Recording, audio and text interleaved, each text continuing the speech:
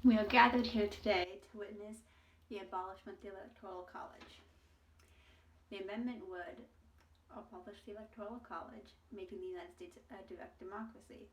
Included in this action, but not stated in the amendment, will be the expansion of mail-in voting by allocating 1% of the Department of Defense's budget to the United States Postal Service for the purpose of making absentee voting easier, accessible to all, and more accurate.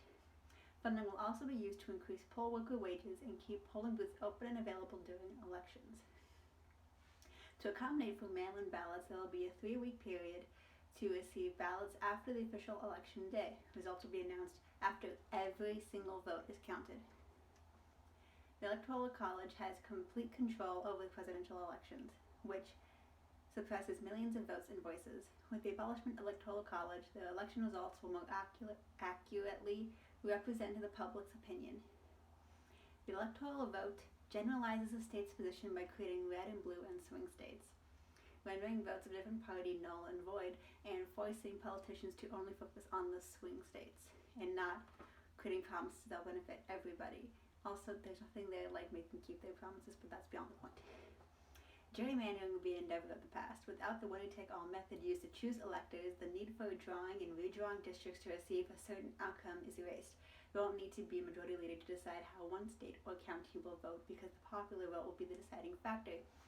Just to point out, I cite presidential election as an example, but it goes for every executive leader, every executive vote on every level. That's president, governor, and mayor. As this amendment has been proposed before by others, I expect opposition not only from the Republican Party, but from the Public and Democratic Party. And basically any other like independent party or write-in. But honestly, I feel like they could possibly benefit from this, but hang tight.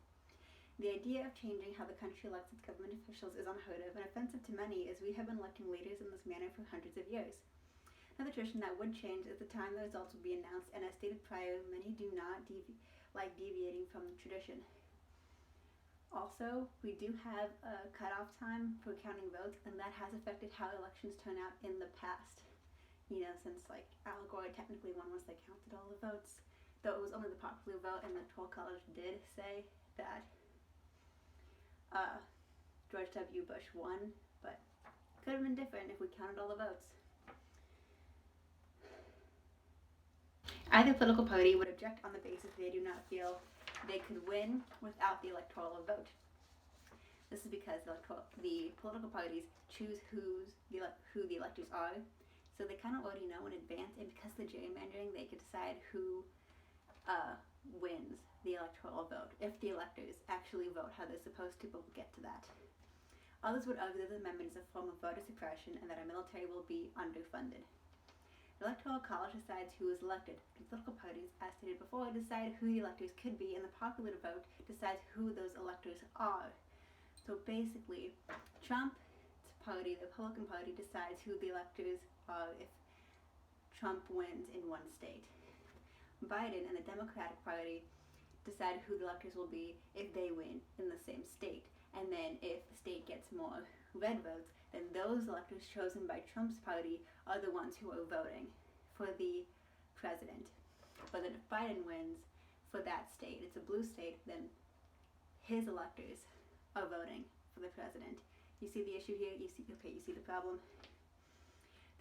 However, only 8 states list on the ballot who the electors are that voters are really voting for. The people don't have to say who the electors are. The majority of the country believes that they are voting for the elected official when the electoral vote has the possibility of having a different outcome from the popular vote, as seen in the 2016 presidential election. Hillary won the popular vote, but when we got down to the electoral vote, Trump is now president. The difference in outcome occurs because all but 2 states decide electors through a winner-take-all method, meaning that whichever party is the majority leader, no matter by what margin, that party will be the party that every elector from that state or county or just district pledges to vote for. Once again, say we have 100 people in a district, and 51 people vote for Trump, and 49 people vote for Biden. Even though only one extra person voted for Trump, the entire state now is a red state because of it. The minority votes do not count, which is a form of voter suppression. Exactly. Also, the electors do not have to vote for the party they are representing. There have been 138 faithless electors, and none have received punishment because the Supreme Court ruled that any fines given cannot be enforced. A faithless elector is when they either don't vote for the party they're supposed to, or they just don't vote.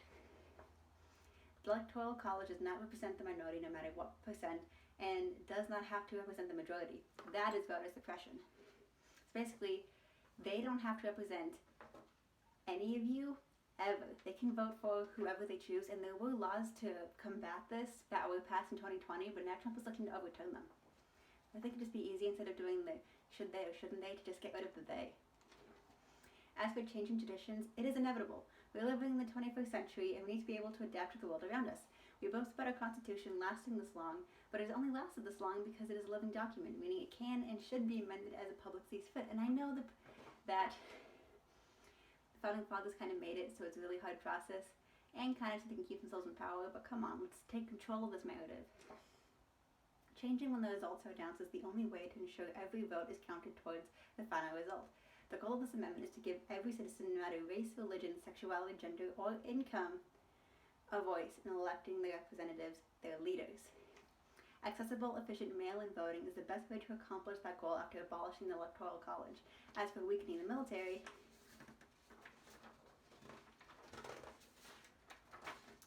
this year's budget for just the Department of Defense, because military budget as a whole also includes veteran paychecks and all that kind of stuff. This is just for the Department of Defense, was around $604.8 billion. If the United States Postal Service received even 1% of that funding, which would be a whopping $6 billion, it would still leave the Department of Defense with over $500 billion left. I believe they'll be fine, as some of that budget is used to maintain bases that have been decommissioned for years, and the Department of Defense has already stated that they would be completely fine not funding these decommissioned bases. I implore you to consider my proposal for an amendment to abolish the Electoral College, expand mail-in voting, and by allocating 1% of the Department of Defense's budget. Also adding a 3-week accommodation period to count votes. When everyone is able to vote and have their vote matter, it is when our country will truly begin to change into the strong example we believe it can be. Thank you for your time.